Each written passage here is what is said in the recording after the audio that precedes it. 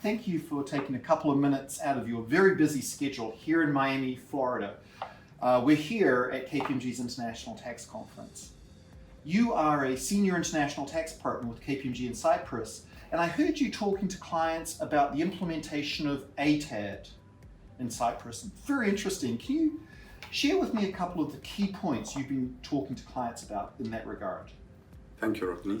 I want to take this opportunity to talk about the ATAD provisions which were recently introduced into Cyprus legislation and include an interest limitation rule, control foreign companies rule, and general anti-abuse rule, and which are effective as of 1st January 2019 onwards. Oh, so already effective? Yes. Although interest expense is only deductible in Cyprus in as far as this was incurred in the process of generating taxable income, the income tax law now also includes an interest limitation rule which limits the otherwise deductible exceeding borrowing cost of Cyprus taxpayer or Cyprus group up to 30% of the taxpayer's EBITDA. There is, of course, a de minimis threshold whereby exceeding borrowing costs up to euro 3 million can be deducted, and the relevant rules do not apply also to standalone entities.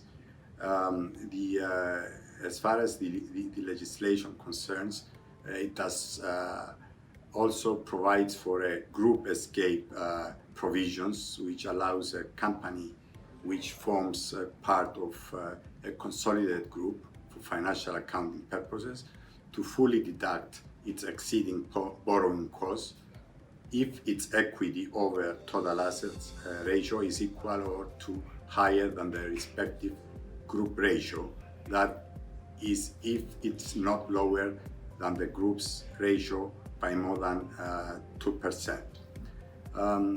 Taxpayers may carry forward exceeding borrowing cost and unused interest capacity, which cannot be deducted in the current tax period for a maximum of 5 years.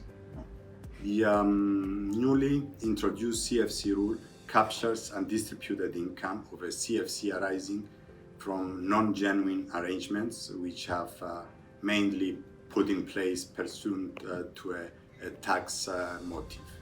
A non-Cypriot tax resident company also shall be treated as a CFC if a Cypriot tax resident company alone or together with its associated enterprises holds a direct or indirect participation of more than 50% in a non-Cypriot tax resident company and lower than 50% of the tax that would have been imposed on that company or foreign PE has its profits been taxable in Cyprus. Last but not least, the general anti-abuse rule.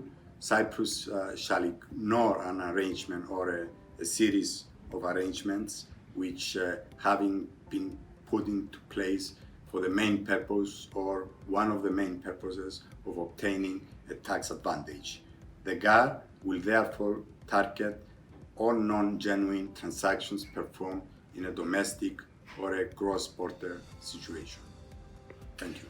Gosh, so just a tremendous amount of change in just a very short period of time. This has to be keeping you really busy with clients. Yes, indeed. Well, I'll let you get back to your meetings. Thank you very much, Michael, for your time.